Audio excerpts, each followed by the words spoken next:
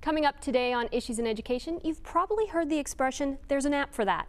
Well, when it comes to digital media and animation and film, there's now a degree for that.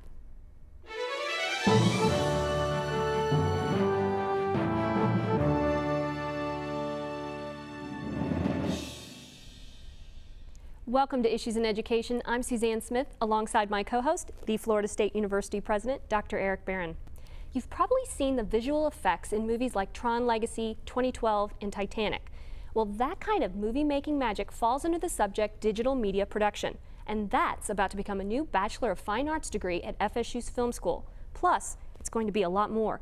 In April, FSU's College of Motion Picture Arts announced it's teaming up with Digital Domain Media Group. That's the company responsible for the animation of those movies I talked about. They're going to be creating a new institute and a new opportunity for students and research. FSU's Matt Roush has more on the announcement. Representatives from Florida State, Digital Domain Media Group, and the city of West Palm Beach get the red carpet treatment as they enter the big event. It takes place in the heart of West Palm Beach on the future site of a new facility that will house the many parts of the collaboration. The Digital Domain Media Group and our film school clearly have an alignment of core values that will be reflected in the mission and accomplishments of the Digital Domain Institute. The collaboration will result in a new Bachelor of Fine Arts degree through the Florida State College of Motion Picture Arts, a research center, and advanced digital production studios. It also forms a combined Digital Domain Institute where students receive training and certification in digital animation and effects. At the Institute, students will work on high-profile projects alongside industry professionals from Digital Domain Media Group.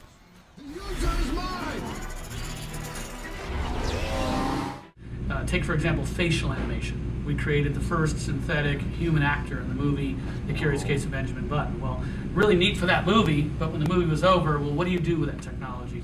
But wouldn't it be neat to have this longer arcing opportunity to understand what human animation, development of synthetic or digital human beings, what that might mean in the surgical environment, in military simulation, in all kinds of other areas. Come on, Seminoles, stand up! To make it official, at the close of the ceremony, West Palm Beach City Commission President Kimberly Mitchell, a vital player in this effort, counts down to the unveiling of the facility site sign. 3, 1. And with that, the future of education and the future of industry begins a new and exciting chapter in the Sunshine State. That was FSU's Matt Roush reporting. Joining us today is the Dean of FSU's Film School, Frank Patterson. He's here to talk about this collaboration, what it really means to FSU students, and how the research developed might provide more than just an interesting explosion on a movie screen. Thank you for joining us. Thank you. Frank, this is just incredibly exciting. Give us a sense of your vision of what this partnership with Digital Domain Institute means. Sure. I mean, this has been a long time in coming. We've worked on this for a number of years now. But it really all stems from the mission that was given to us from the legislature. Back in 1989, we were created then with the mission to prepare men and women for successful careers in the motion picture industry. And so we have both careers and industry in our mission, which is kind of unusual, particularly for an art school. And so from the beginning, we focused on how we can form relationships with industry that are meaningful for students and obviously that are significant for the state. And so this relationship with Digital Domain exemplifies that kind of work. We were instrumental in their expanding their business from California into Florida. You know, I think that's probably what the lawmakers envisioned down the road. It took 20-something years in this case, but you know, we were attractive to this company, and one of the reasons that they landed here. And they also are a company that is sort of rooted in innovation, and so they see a university as a great partner. And so for, I guess, the vision really lies in matching up the innovation from industry and education and creating new opportunities for students, for research, and for the state. Before we get too far into this, explain to me, there's a lot of digital domain entities, I guess, involved in this. Explain the difference between Digital Domain Media Group, Digital Domain, and Digital Domain Institute. Sure. Well, Digital Domain Media Group is the parent company. Okay. So Digital Domain, the California company, was created by Jim Cameron, the famous director of Titanic. And Mr. Cameron really saw it as a visual effects company to support his creative film work, right? Well, Michael Bay and his roommate, the famous director Michael Bay and his roommate from college, John Textor, really saw other opportunities. And they purchased the company from Cameron and said, really, there's much more opportunity here than just being visual effects providers for movies. And so they formed a parent company, purchased it, and began looking at these new opportunities. And when we met back in 2008, they were already interested in finding ways, new ways, innovative ways of intersecting with education to create new opportunities. And they just didn't really know how they wanted to do that, and that's where we came in. So that ultimately we helped them form the Digital Domain Institute, which is their education subsidiary. So the holding company is Media Group, the famous visual effects company is Digital Domain, and the Institute is their education subsidiary. And so when all this unfolded, was this a matter of you going out looking for partners for the film school, or did they come to you? Well, this was really one of those things where, you know, the governor's office calls and says, we need you to meet someone from the industry, which is pretty common. We're in Tallahassee, obviously we provide leadership in this industry. And so they invited me to a meeting with the chairman of the company, John Textor. And they were looking at expanding into Florida, but they had a lot of suitors. And I think the governor's office really wanted to make certain that we land this business, you know, in the state of Florida. And fortunately, we hit it off. The chairman of the company and I began talking right away about how education really works. And it was exciting to meet a CEO of a company like this in our field who really understands education, who talks about kids who think critically, speak clearly, write persuasively. And so I would say that you know, they were checking out Florida, but I think we are the ones who sort of helped land the fish. Well, you know, we're in the middle of a state that is constantly talking about jobs. Mm-hmm. How can we create jobs? What types of jobs, and high-paying jobs? So how many jobs will this collaboration create, and where will they be?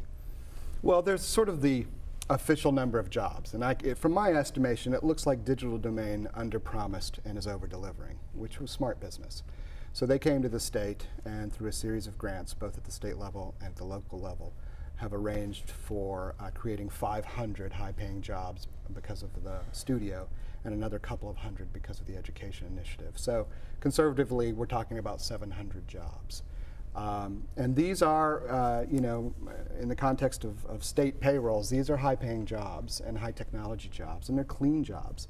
And it's an industry that the state's been targeting for years. Unlike film production, most folks think of film production as crews out on location working, and film productions tend to happen all over the state, but they all happen all over the nation, and crews have to follow those productions. So our Florida crews often have to get up and go work in Louisiana or go work in Georgia. This kind of company actually, you know, builds buildings and has bricks and mortar and people, you know, in front of computers who have families and buy homes, and it's quite a bit more stable opportunity for our workforce in the state.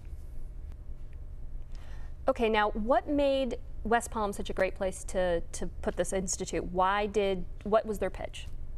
Well, Digital Domain began to look around the state and to try to determine where they would put this facility and this initiative. And I know there were a number of cities involved. We were out of it at this point. We really were saying, we'll work with you as long as you land in the state.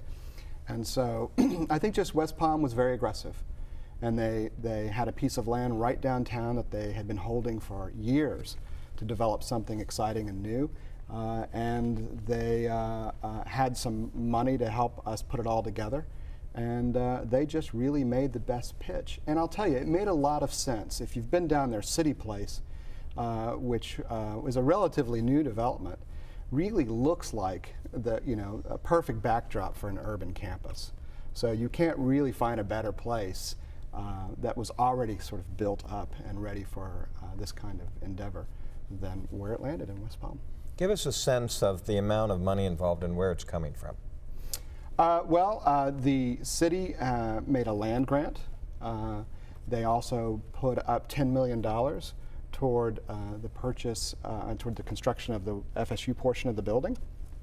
And they've also provided $15 million in bond financing if Digital Domain so chooses in terms of building the building. It really, I mean, when it comes right down to it, I could tell from Digital Domain's point of view, they were more interested in having the whole package work. That is, that it lands in the right place. It's a good place for research. It's a good place. It was close to their parent company in Port St. Lucie. They really wanted it to be right for the business, and I think the money was I think that's part of what some of the other cities didn't get. It wasn't just about the money. It was the whole package. It was the whole package, Yeah. and I think that's what how they successfully landed it. I have a question about how this is going to work, because the film school is here in Tallahassee, and West Palm is not a short drive away. It's a No, bit I of a make it drive. often. So how is this going to work for students? Are they going to spend part of their time here and part of their time down Right. there? How's it going to work? Well, it'll work very much like our current undergraduate program, where students spend their freshman year here at Florida State or some other university, and then can go right into the film school or transfer into the film school. So for those who go as freshmen to Florida State, they'll come here in Tallahassee and then spend their last 3 years down there in West Palm. And we tend to have a number of transfer students as well. And so they'll go, they'll come in from all over the nation, I would imagine.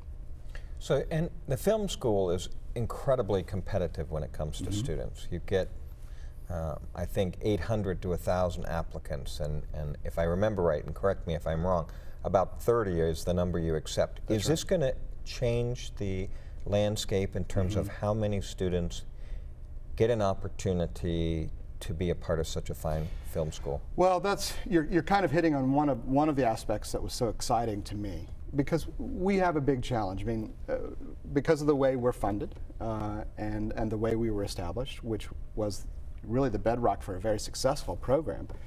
One of the downsides was that we were only able to accept 30 students a year into each of our undergraduate program and our graduate program.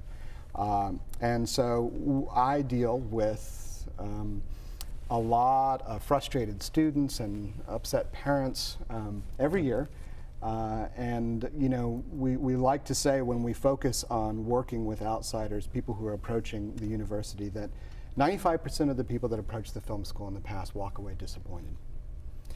Because we have thousands of youngsters that want to go to the film school. We convert to 1,000 applications. We interview 120 for 30 spots. So this new program in this emerging field creates an opportunity for us to have more seats in a new field for us. So our existing production program will remain exactly the same. This is a new endeavor that creates new opportunities for more students. Well, how soon will these new students be able to start and get into this program? Fall 2012. So, Okay, so not this coming No, fall. not this. So this fall is Takes a would be while to build fast. it. That would Takes be a while fast. to build it. The faculty's been working on the curriculum for quite a while, actually. We've been looking to get into this space for a number of years now. And so when we realized that we would do it with Digital Domain and began to write a very specific curriculum, the faculty got right to work. And they had done much of the heavy lifting already. So the curriculum is solid. We're excited about it. And it's just a matter now of making folks aware of the program when it starts. And we start accepting applications this August. Will you have to hire more faculty to deal with the additional students? No, we're just going to divide up the work. No, of course. We're yeah. No, we part of making this happen was, from the beginning, when we saw this opportunity, we sat around the table as faculty and said, this is only going to be value add to this existing program. Whatever we do is going to bring only value to this existing program. We're not going to have existing resources damaged or changed in any way. And we've been able to do that. And so the combination of the sponsorship from Digital Domain and the way we put together the program allows us to have new faculty and new staff, and with a new facility, and to completely create a unique complementary program that has already begun to pay dividends to our existing production program. Because of course you know what happens when faculty sit around the table and start writing a new curriculum. They immediately look to the one you have and say, oh, we could make that better. What we've learned here is very exciting. Let's go back to our production program and change it. And that's what we wanted, and that's what we've gotten so far. And what types of things will our students be learning that they just can't learn now? Well, it's really about telling stories in the box, computer-generated images, and this focus in particular is on animation, animated characters and digital objects. We are really good, and we're national leaders in what we call live production, putting actors in front of cameras in real locations.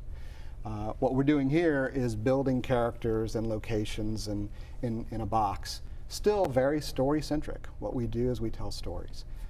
This is just with a different toolbox. Well, students who are remaining here for a different degree at maybe the master's or anything like that at the film school, are they going to be able to intern with Digital Domain, or will they still have contact even though they're not part of the West Palm Beach campus of this? Sure. And not only our students. I mean, critical from the beginning, Digital Domain made it clear that they wanted to have a stronger, better relationship with students here in their studio in the state. This is a field that's very difficult for students to walk into as interns because the skill level required to just do minimal levels of work is enormously high. So one of the goals was to make certain that we provide some stronger entry-level training and to help them find ways to work with students who don't have that training. And so it's a nice collaboration, and we believe that's a collaboration that's going to provide sort of internship opportunities not only for our students up here, but for students around the state, and that's exciting. Let me understand what some of the differences are, because they're not after just individuals that understand technologies and techniques. That's right. They really are talking about a marriage here. So they're not going to go attract people from digital animation programs at different universities. What's the difference that they're looking for? Well, I'll quote the chairman of the company likes to say, we're looking for digital artists, not digital robots. And I think that's what it comes down to. Because of the sort of intense level of technology required to do this work, a lot of the workforce has been filled with young people who just have a lot of technical training. But there is a shortage of youngsters who come from strong academic backgrounds who also have the kind of technical training. And so that's why Digital Domain wanted to sort of have this marriage. Let's bring a high caliber undergraduate experience with technical training that improves their workforce, but it also improves the industry across the board. I mean, one of the things that they're most excited about is expanding out of entertainment and into medicine and military and other areas of the arts. They're a company that focuses on innovation with digital media in all kinds of areas. And this will provide an opportunity for students to go, who are not just in film schools, but students who can use digital media in all aspects of education. Oh, I have a question about how the research aspect is going to work. Explain, people don't think of movies as a source of research. So how's that work going to go? Well, there's a dirty little secret going on right now. We've made a promise in the industry that we really can't deliver at this point. Cameron came out with a beautiful movie, a very interesting 3D phenomenon, and the truth is that there are many more questions about how to deliver 3D technology than we have answers. There's a lot of research that's needed right now, a lot of applied research. But this is just one area of an exploding field. I mean, if you think about the way we consume media and the way it was 10 years ago versus how it is today, the number of screens, the types of media that we consume, there's been an explosion of content and technology, right? So a lot of those technologies have been converging to create new opportunities that we haven't yet really realized. And that's where research will provide some answers for industry in some very exciting ways. Not just entertainment. Of course, we focus on story because we believe story has a social impact, and that's what we do. But when you apply it to everything from medicine to military, there are a lot of questions that need to be answered, and we believe our research will help supply those answers. Quick last question.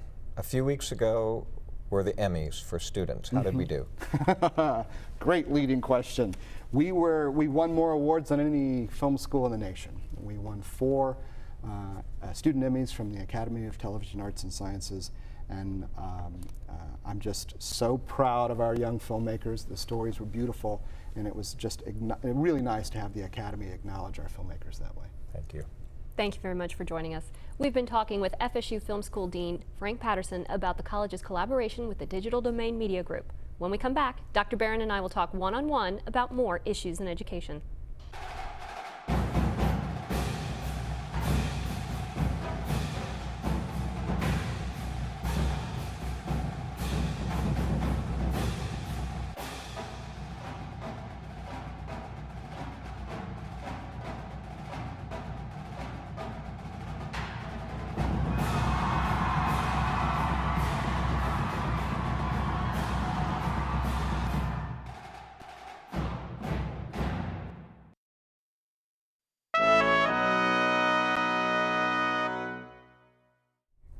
Welcome back to Issues in Education. I'm Suzanne Smith, talking with Dr. Eric Barron, the president of the Florida State University.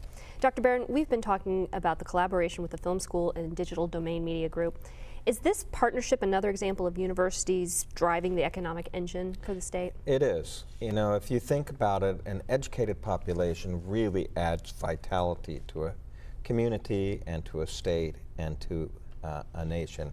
And so what we're after over and over again is creating opportunities for students, and in creating opportunities for students to excel and to move into new areas to help create jobs.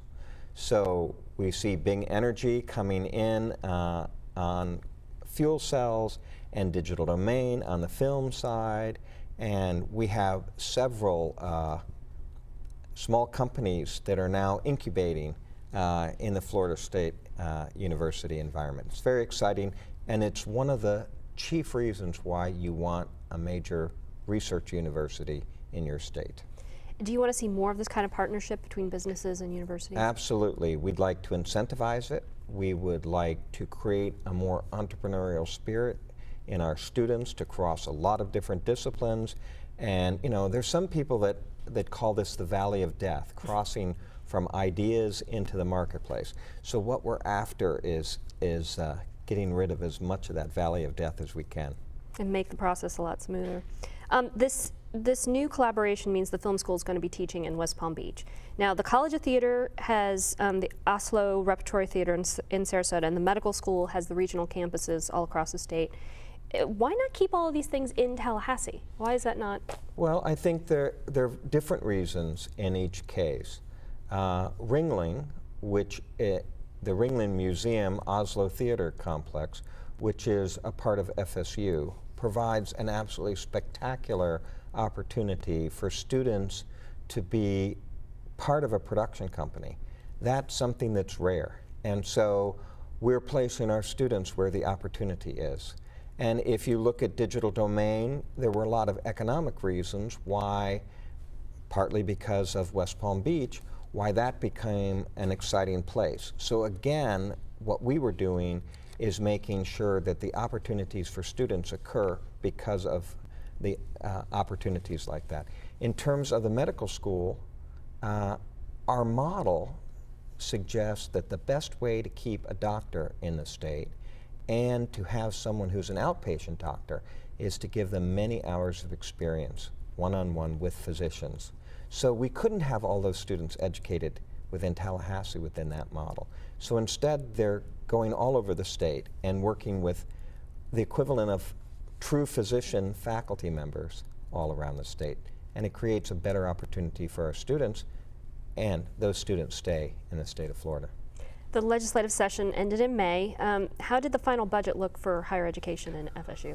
Well, it's tough. We're looking for an additional $19.3 million to find in cuts. And so given what's occurred over the last 4 years, this university has now crossed $100 million in losses in state funding in basically a very short amount of time. It will be a struggle to recover that money. But above all else, we have to protect the quality of education for our students. And we have to make sure that they're being taught by great faculty members. So that will be our objective. No matter what we do, protect the quality for our students, make sure that we have fine faculty here to teach them. What kind of budgetary measures are you looking at?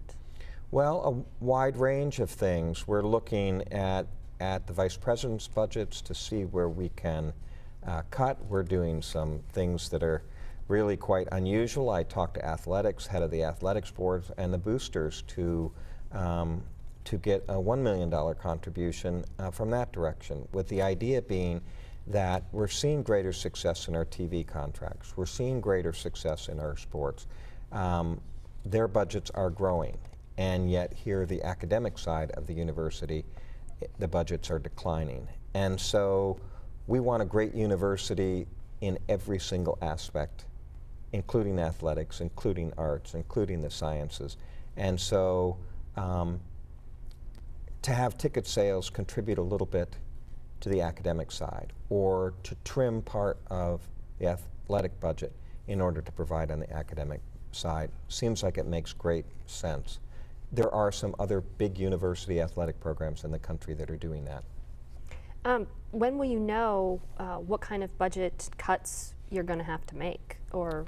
So we're systematically going through them right now. So we'll be having meetings with all the vice presidents.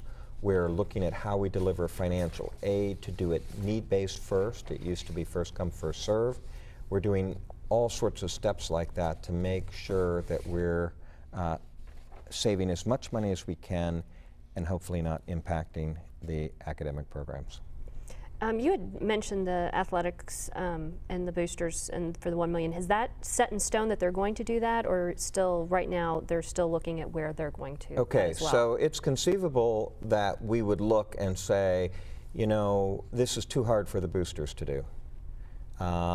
People are giving to the boosters because they want to give to athletics. And so even in their unrestricted giving, maybe we don't want to go in that direction. And the best way to go is to look at the athletic budget, which is seeing an increase because of TV contracts. So what hasn't been decided is how. The 2010-2011 school year has ended. What's been the highlight for you? You know, anytime my wife Molly and I go to a student event, we feel good. And it doesn't matter whether it's sports or some honors event or Habitat for Humanity. It doesn't matter. It's just fun to be with our students. Thank you, President Barron. That's our time for now. Please join us again next month for more Issues in Education. You can watch the premiere episode of Issues in Education the first Wednesday of every month at 7:30 p.m. That means you can see the next new episode on Wednesday, July 6th on WFSU-TV. Join us as we discuss the latest developments in higher education happening around the state and across the country. If you have questions that you would like us to address on this program, you can email us at issues@wfsu.org. Again, that's issues@wfsu.org. If you would like to see past episodes of Issues in Education, head to the President's website at president.fsu.edu. I'm Suzanne Smith with the Florida State University President, Dr. Eric Barron, for Issues in Education. We'll see you next time.